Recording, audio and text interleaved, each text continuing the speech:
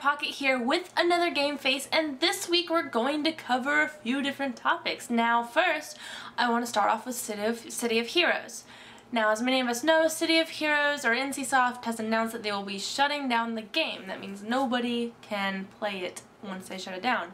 And in protest, the players actually took to the streets of Atlas Park. And over 3,700 people actually showed up. And videos appeared on YouTube, images appeared, and for a lot of people, I mean, this is like their last stand. They really want the game to last. They wanted to stick around, and they had some big names actually pitch in as well. And I mean, it's really cool to see this happen. Now, will it work? I mean, chances are not likely, but if you're one of the people that partook in this protest, then of course, at least you get to go out knowing that at least you tried to stop it. The thing is, with these kind of things, it just seems like often whenever they decide they're going to shut down a game, it's probably going to be shut down regardless of what the players really want. Unless by some miracle they happen to listen, which maybe we'll see a miracle. In other news, something that was announced a little bit ago, but I want to talk about it, is Tera is having server merges down to 3 servers. So they're going to have 1 PvP, 1 PvE, and 1 RP server. And what that means is, you know, all the PvP servers are basically going to get mushed together, and the same with the others. And what that means for the players is, you know, you need to make sure you have a backup name, because when you're merged into that one server, someone else might have your name, and you will no longer be able to use it. Inactive guilds will get disbanded, and what that means is if your guild is disbanded, then everything in its sort of bank would get destroyed. Like, you would lose it all.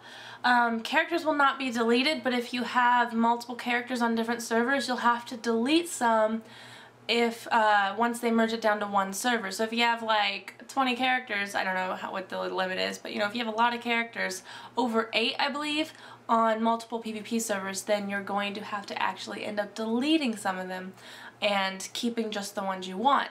Now this is happening on September 18th, so that's actually happening really shortly, in just a few days. And once that happens, you know, the server population will certainly seem bigger.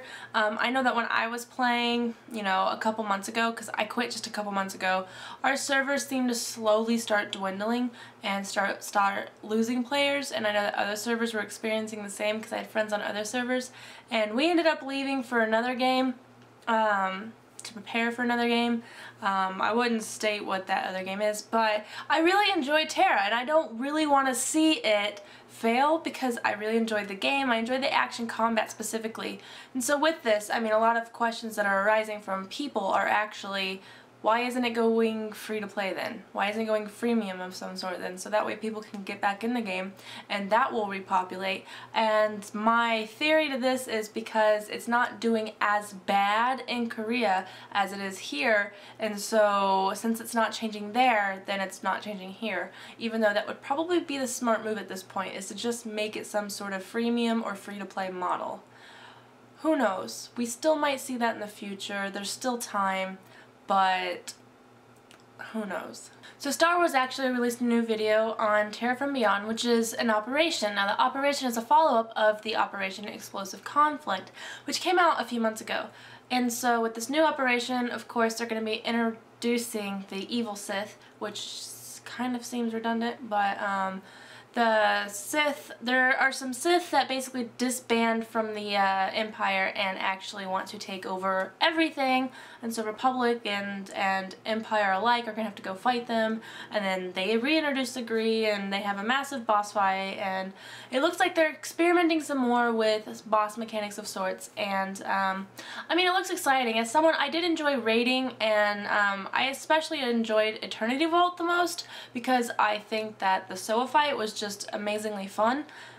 Even through bugs and all that, I still had a lot of fun doing it. It was challenging, and I don't know, I liked it, but it seems like a lot of people in comments that I've read about this is they're kind of looking for more. Now, a lot of people, they want to see more than just you go and you fight this bad guy. And Star Wars kind of has already done that with their puzzle fights, where, you know, you have to solve a puzzle while doing something else, and usually you're fighting and solving a puzzle at the same time.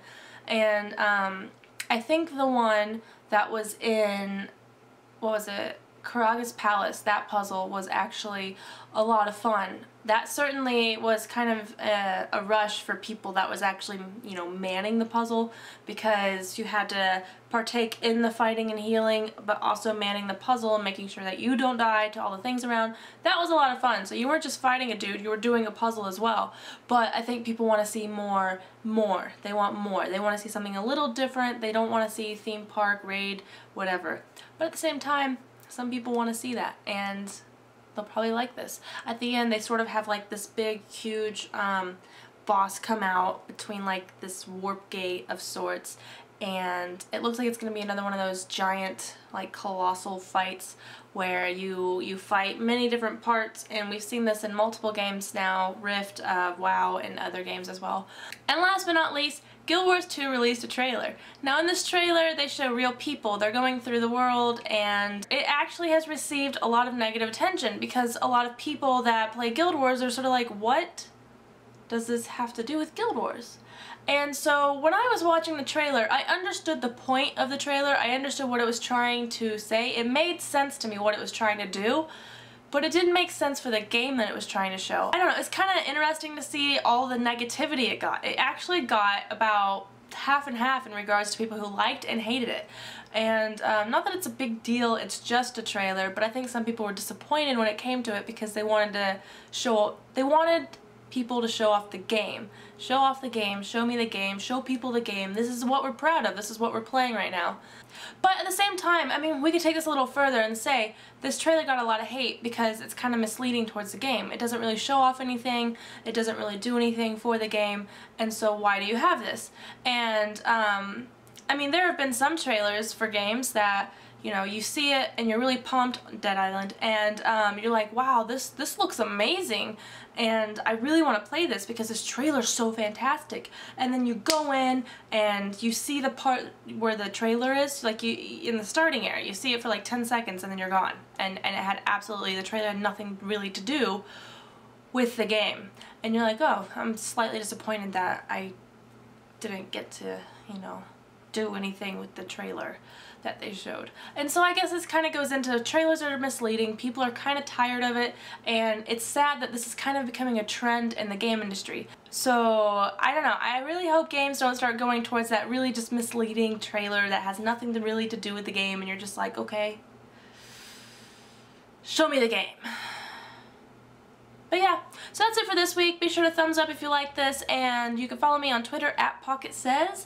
Yeah, good night everybody.